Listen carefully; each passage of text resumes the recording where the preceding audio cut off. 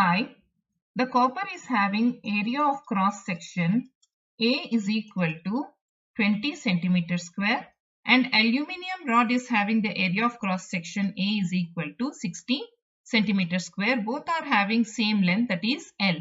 We need to find what is the temperature rise of the entire system. There the load is given as 200 kilonewton.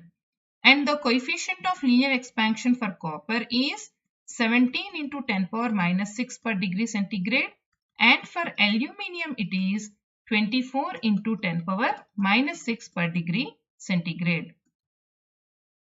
The expansion of aluminium is given as alpha Al into L into delta T, whereas the expansion of copper is given as alpha Cu into L into delta T.